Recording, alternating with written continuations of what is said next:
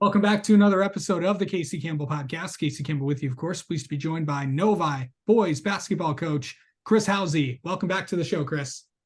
Casey, thanks for having me, man. Appreciate you being back. I'm talking to you. That means we're about ready to start playing games here, so that's pretty exciting. It is. It's always pretty exciting, of course. A good year by you guys last year. Just before we get into previewing the year, kind of remind the folks watching this how last year went for you guys. Yeah, last year was we were a bit streaky, but we ended up in season 11-12. We're 500 during the year, and then we had a overtime loss to Northville in the first round of the districts. But kids played really well. Like I said, we started out relatively hot. I think we were 4-2 to start, and then we lost 4 or 5 in a row, and then we won kind of 4 or 5 out of our next 6, and then so we were kind of up and down throughout the year. But it's a great experience for our guys, and like I said, we played Northville in the tournament, and whenever we play them, it's obviously a very intense, very low-scoring game, and that's exactly what it was. We played them in the playoffs. So, I'm excited. We had a good year. We're able to get some of our younger guys some experience playing up with us, and they're gonna be big-time contributors for us this year. Okay, let's talk about some of those guys that are going to be some guys to watch on the team this year. So have at it. Yeah. So we're returning kind of bunch of guys from last year, Thad Waller and Bowden Fernsler, who are 3-sport athletes for us. Most recently, they played in the football team and were state champions in the baseball team last year. They've been playing with us since they've been in 10th grade, so their leadership and their work ethic is kind of unmatched, or been unmatched around here. They are just not only phenomenal kids, but incredibly hard workers, and they kind of set the tone for us. We got some other seniors joining us too. Coming back from last year, Alex Smith and Sahil Dibbler-Polly, Zach Knoll, all who were on the team last year. Nolan Thompson is a new senior. He's going to join us. He's a football player as well. And then juniors wise, we have Chase Beaver and Aaron Lauer, who are with us. They started most of the year last year for us as sophomores.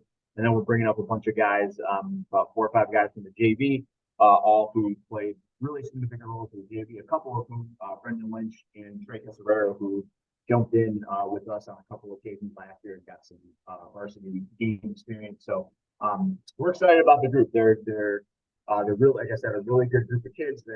We have 12 guys on the team, and there are 12 guys who are they don't really care about individual statistics. They just want to win, and they play hard and they play together. And our practices have been tough so far, but it's competitive because those guys have been going at each other and making each other better for the season. So I'm really excited. We're very excited. The kids are pumped and ready to go, and I'm expecting a lot, not only from the returning guys, but also from the guys coming up. I think we're going to have a good blend.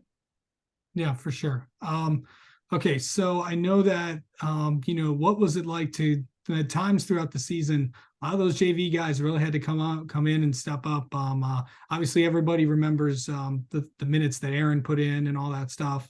Yeah. What's it going to be? What's it like to just see a lot of the younger guys really making some big time contributions last year, and now to have all those guys together? And we were just talking before this is you kind of wanted to keep them all together. For sure, we did. These guys, we've known that they have been a pretty good group since they were freshmen, so we wanted them, the longer they can play together, the better. But it's all founded in hard work, right? You asked me what I expected. It's not much different, to be honest with you, right? No matter what level they've been playing at, no matter how many minutes they've been playing or what team they've been playing on, they work their butts off. They're working hard. Chase kind of, I don't want to say started it, but he was the first one that he played for us last year, in part because of his work ethic, because he took 17, 18, 19 charges, something like that last year. Nobody works, very few people work harder than him. And but that's something he's been doing for a long time. And the rest of the class is the same way. Aaron, you talked about those guys who stepped up. Aaron stepped up for us in the JV, in that Stevenson game over break where we had a bunch of guys out, stepped right in, hit a few threes, but that was like, it was fun, and it was cool to see them get that experience, but it was also kind of nothing out of the ordinary because they've been doing that every day for a couple of years now. They've been working that hard. They've been waiting for that opportunity. And Aaron kind of, pushed us to a point where he really gave me no other choice but to steal him from the JV team and bring him up halfway through beginning of January. because he just brought a certain dynamic to our team, and he was working so hard that there was no way to deny the opportunity. So he was a big help, and those two are kind of the epitome of the rest of the guys, right? If you came to practice or came to watch us play, and you've seen Trey or Brendan Lynch or Brendan Felter or Michael Shade, and you've seen them play, they're all like that. I mean, every single one of those guys are have that kind of work ethic, and they're not afraid of the moment. And a lot of that is because they've been playing together forever, and a lot of that is because they've been watching and playing with our older guys, like I said, Thad Bowden and these guys who are coming back. We're a very tight program in the sense that we do a lot together. Last year, we did a lot of JV and varsity practices combined, and those guys got to hang out with each other and learn from each other, and it's really been a positive experience. I think it's going to benefit us this year. Yeah. Okay. So let's talk about the schedule that you guys have put together, and it's looking at it right now, and what got a lot of good teams coming in. So kind of we'll start with the conference, just from top to bottom. Once again, this division's going to be pretty interesting as always. So what are we expecting from the west side of things this year? I know I've said this. I feel like I say this every time I talk to you, but I think it's going to be a grind every single night, especially this year because there is no. I happened to listen to your and Todd's interview from the other day, and I agree with him. Like there is no, it's kind of wide open. There isn't necessarily no clear cut favorite. You have you have everybody, right? Everybody's either returning guys with experience, or everybody has guys who have done it before, right? So if you take Kent, for example, sure they lost a lot, but I can't tell you the last time Canton didn't finish at or near the top of the scene. Northville, same thing. They lost a couple of guys, but their program has been excellent from the time I've been here for sure. They've always been a tough test, regardless of who's on their roster. Howell's bringing a lot of guys back. They can shoot the lights out. Brighton lost a lot as well, but I know Mike, and I don't think they're gonna take anything for granted. I'm sure they've been working and figuring stuff out. And then you got Ryan coming back from Salem. Salem's going to be very good with the style that they play. And Plymouth, Heartland. I mean, they all have a bunch of. I know they were very young last year, so they had a lot of experience coming back. And Andrew's been did a great job at Plymouth last year, and I'm sure just as the guys get more comfortable with his system and the way he operates, they're going to just get better and better. So it's a tough league. I say this every year, but there are no nights off. You can't go in and think that, oh man, we got this, or this is going to be easier. We don't have to prepare as hard. If you do that, you're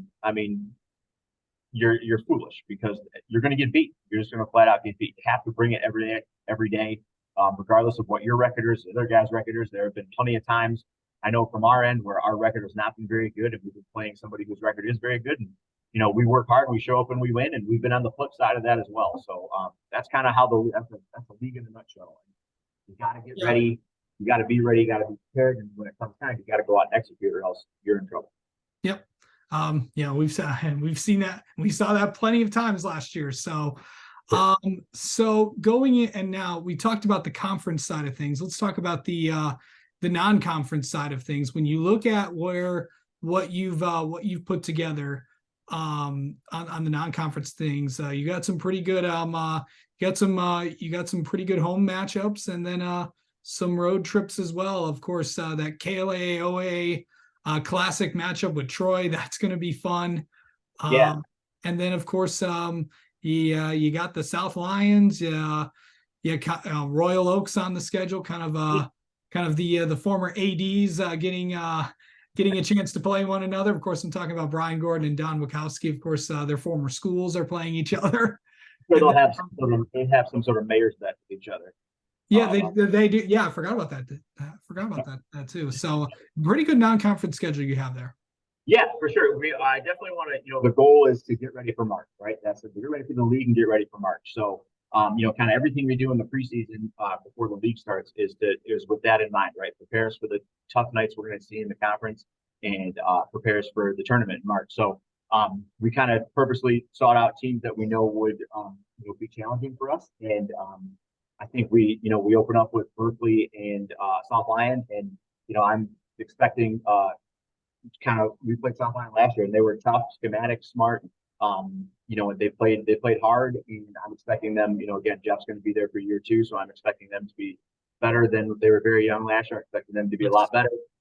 I've never played Berkeley before, so I know they play hard, and they execute their stuff really well. So I'm excited for that challenge. Eagle Hills is going to be a really good matchup for us. I don't know if that's on the schedule. We added them for December 8th. And then Walled Lake Central, we played them every year since I've been here.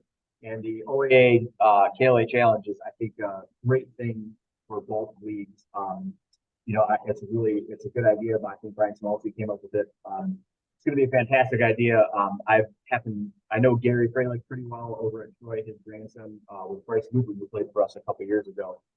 So I've gotten to know Gary pretty well over the past few years. And right as Smolsky sent that email out to gauge interest for both the teams about who you want to play, I'm pretty sure that Gary signed up, I don't know, about 3 minutes after that thing was sent out to come over and play us. So, kind of because we know we'll give each other a good matchup, good test. So, it'll be fun. It'll be fun. Then we have South Lyon East too before we start the conference. So that'll be another good test for us.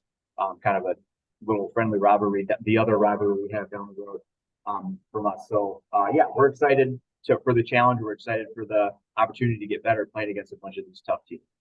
Okay, so if you're familiar with the conference and all that, so conference play is actually going to start on December 21st. So one game, before that. Obviously, also one of the other big change, and this is kind of the KLA OAA thing. No conference games will be on January 26th. So that will be just out of note there. So, but yeah, it's gonna be such and of course the crossover game will follow on February 22nd. So those are kind of your KLAA changes. So, but one last thing before you go, obviously the big change, one of the biggest changes this season is this will affect everyone, and of course it's the one-on-one, no one-on-one fouls anymore. Yeah. I've gotten a lot of interesting takes from a lot of coaches from on the boys side and on the girls side. What are your thoughts on that? Yeah, it's good. I think it's going to be a good change. I think it's first of all going to kind of benefit or reward the teams who play good, smart defense. I hope we'll be one of those teams. I have been pushing that we need to be one of those teams if we want to be successful. So I think it's going to reward those teams who are smart defensively and also who can make the free throws. I think the change is good too for the flow of the game, kind of, right? There's no we're late, whether it's catching up or kind of maintaining the lead. There's no you got to foul 4 times, and if you have 3 team fouls and you can foul to get the ball back, you don't have to waste 20 seconds trying to catch up fouls. It'll be a little faster than that, which I think is kind of more beneficial to the kids, right? That's the goal of the game, right? Is to take as much as possible, you want the referees and the coaches out of the game, and you want the kids to be able to play. And I think these rule changes, specifically that one, will allow more opportunity for the kids to play. The kids, it's going to reward, like I said, reward the teams to play smart. You can't those fouls on defensive rebounds when you're trying to go for an offensive rebound 90 feet from the basket.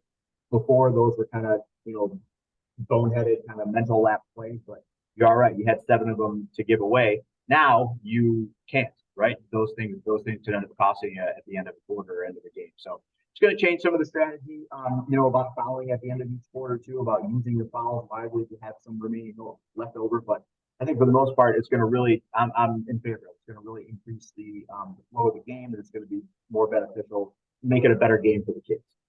Yeah. All right. Well, Chris, thank you as always for taking the time, and obviously we will be talking with you throughout the season. And best of luck to the Wildcats in this coming year. Thanks, Casey. Appreciate it. Appreciate having me on. I appreciate all you do for the league. You're always welcome to our gym anytime. You're not wearing any of the bright stuff.